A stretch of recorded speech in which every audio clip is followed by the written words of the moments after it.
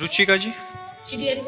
श्री हरिवंश महाराज जी। महाराज जी, आपको कहते सुना है कि गृहस्थ जीवन में भगवत प्राप्ति आसान है मुकाबले विरक्त के, लेकिन एक गृहिणी के जीवन में बहुत सी चुनौतियां कठिनाई होती हैं, इसलिए मन में भाव आता है कि अगले जन्म में ब्रिजवास मिले और विरक्त वेश में।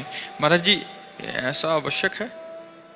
ब्रजवास मिले तो बढ़िया बात है, विरक्त भेष भी मिले ये भी बढ़िया बात है, लेकिन विरक्त भेष कितनी कठिनाइयों से गुजरता है, मतलब बहुत कठिन है। जैसे आप एक गृहिणी हो, भूख लगी तो आपको भोजन तो मिल गया, आपके अंदर काम वेदना हुई तो गृहस्थ धर्म में हो ना, आपके अंदर मोह आया तो गृहस्थ धर्म में हो ना। लेकिन एक विरक्त को जो भगवान के मार्ग पर, उसके अंदर काम वेदना आई, अब उसे केवल सहना है, केवल सहना है, दूसरा कोई उपाय नहीं है।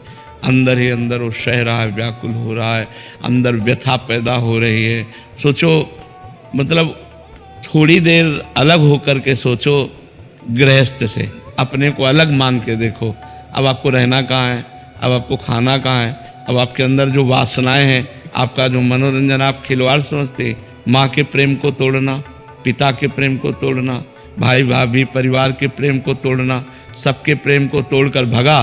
ना भोजन मिल रहा है, न वास की व्यवस्था है, न कोई प्यार से बात करने वाला है, जहाँ देखो वहीं सब तांडव माया का दिखाई दे रहा है, कहाँ भाग के जाए, किससे जाए। तो इसलिए वो हमें लगता है कि विरक्त होना बहुत कठिन मार्ग निर्वाह।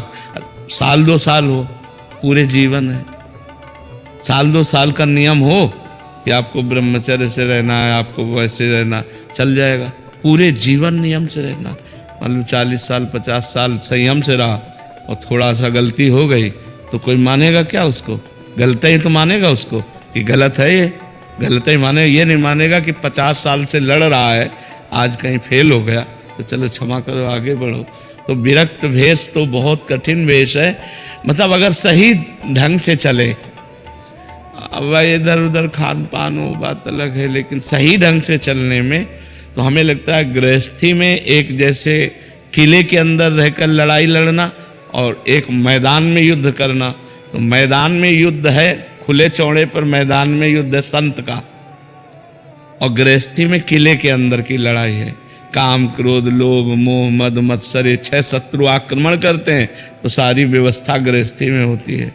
आप उनको भोग करके उनके प्रति घृणा करके निकल सकते हो, लेकिन वो ना भोगा है और घृणा करता है तो मन उसी में आसक्त हो रहा है, बार बार उसको विक्षेप पड़ता है बार बार, पर भजन के प्रभाव से धीरे धीरे फिर उनको दबा कर आगे बढ़ता है। तो हमें लगता है ये मांगो कि प्रभु मुझे चाहे गृहस्थ में रखो चाहे विरक्त में, पर आपके चरणों का चिंतन बना रहे, ये मांगा जाए। अगर भजन में मन है तो चक्रवर्ती सम्राट हैं अम्बरीश जी महाराज, और महाभागवत हैं, परम भागवत हैं। जनक जी महाराज राजा हैं और परम ज्ञानी हैं। तो हमें लगता है हमें भगवान से भजन मांगना चाहिए। गृहस्थ विरक्त जहाँ मन आवे तहाँ रखो, पर हमारा मन हमारा चित्त आपके चरणों में लगा रहे। क्यों? हमारा मन भगवान में लगा रहे, ये खास बात है। गृहस्थ विरक्त कोई खास बात नहीं है। गृहस्थी में वो भजन कर रहे हो बहुत बढ़िया है, विरक्ति में वो भजन नहीं कर रहा तो बेकार जीवन है। तो हमें विरक्ति या गृहस्थी की तरफ ध्यान नहीं देना चाहिए, हमें भगवान की तरफ ध्यान देना चाहिए, भगवान की तरफ। अच्छा, सबसे बड़ा विरक्त वो है जिसके अंदर कोई भोगों की इच्छा नहीं। आप अगर गृहस्थ में रहकर कोई इच्छा नहीं करती, पति की सेवा में परिवार की सेवा में पति की इच्छा का पोषण कर रहे हैं, हमारी कोई इच्छा नहीं, तो आप संत हैं, आप भगवान की प्रिय भक्त हैं। तो हमें लगता है हमें भक्त बनना चाहिए, भगवान का चिंतन करने के लिए, भगवान के लिए तड़पना, भगवान के लिए रोना, ये कहीं भी हो सकता है। हम अगले जन्म के लिए क्यों निमंत्रण दें? हम इसी जन्म में भगवान का चिंतन करके भगवान को प्राप्त हो। क्यों? इसमें ऐसा बोला जाता है कि तुम गृहस्थ में हो, तुम्हारा परिवार है, पहले उसको देखो। हाँ, तो अच्छी बात है, परिवार रूप में भगवान है, उनकी सेवा करना चाहिए। अब हम सुबह से लगे आप लोगों की सेवा में, तो हमारी भी तो विरक्त होकर के क्या हम कर रहे हैं? संसार की तो सेवा कर रहे हैं, तो तुम्हें भी तो परिवार की सेवा करनी है। विरक्त का मतलब थोड़ी कपड़ा रंग करके बैठ जाना, बैठना नहीं है। समाज की सेवा करो, भजन करो, संयम से रहो। वही बात गृहस्थी में, अच्छे आचरण करो, नाम जप करो, परिवार की सेवा करो, क्या परेशानी है? मेरे पति में भगवान, मेरे पुत्र में भगवान, मेरे परिवार में भगवान, सबको प्यार भरा जीवन, तो कितना बढ़िया जीवन है, कितना बढ़िया जीवन। जो हम प्यार आप सबसे कर रहे हैं, वही आप प्यार अपने परिवार, अपने मोहल्ला, अपने नगर, अपने देश से करो, नाम जप करो, वही तो भक्ति है। भक्ति का मतलब कोई बाहर भाग के जाना थोड़ी, कहाँ भाग के जाओगे? महाराज जी, वर्तमान परिवेश में भाई जी जैसे लीला दर्शन, लीला परिवेश हो सकता है? बिल्कुल हो सकता है, पर भाई जी जैसा भजन होना चाहिए। श्वासोश्वास के अगर अभ्यास हो, हाँ, भजन के शरणागत और कुछ बात ऐसी होती है कि कभी कभी भगवान के कारक पुरुष आते हैं। जैसे भाई जी हैं, वो कोई साधक नहीं है, वो कारक पुरुष है। लाखों लोगों को भगवत भक्ति में लगाया, लाखों लोगों को भगवत प्राप्ति का मार्ग दिया, आज भी दे रहे हैं, आगे भी देते रहेंगे। उनकी वाणी में अपार सामर्थ्य है।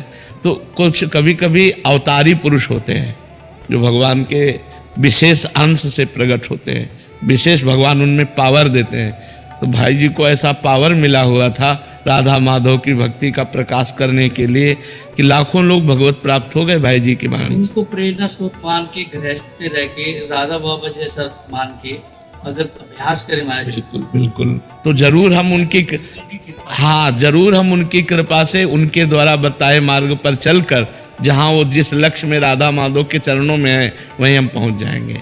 इसमें एक सत्संग में आपने कहा था कि आपने तेज साउंड में नाम का अभ्यास किया, जी, तो क्या गृहस्थ में, व्यापार में उसी लीला से स्वरूप अवस्था पा सकते? बिल्कुल पा सकते, बिल्कुल बिल्कुल। अभ्यास करना, हाँ, अभ्यास करना चाहिए। आज भी हम अभ्यास में ही हैं, आज भी हम अभ्यास में ही हैं। जैसे हर समय अभ्यास। अब आपसे बात कर रहे हैं, मान लो हमारा बैच बाई बैच हमें एकांतिक करना है, तो अब हम प्रभु को भूल के थोड़ी कर रहे हैं। हम आपसे बात कर रहे हैं, हमको एक सांस भी अवसर मिलता है तो हम प्रभु की स्मृति में अपने को लगाने की चेष्टा, आज भी हम अभ्यास में हैं। अभ्यास योग युक्तेन चेतसा नान्यगामिना, चित्त कहीं जाए ही ना, केवल प्रभु में रहे, ऐसा जीवन भर अभ्यास करना पड़ता है। ये 2 वर्ष पहले राधा वाटिका महाराज जी से शरणागति ली थी, जी, तो सतत अभ्यास है, सतत सत्संग आपका है, जी। किंतु कहीं कुछ रुकावट है जो आगे बढ़ो, उन नाम के द्वारा नष्ट हो जाएंगे, आपको चिंता नहीं करनी, नाम के द्वारा नष्ट हो जाएंगे।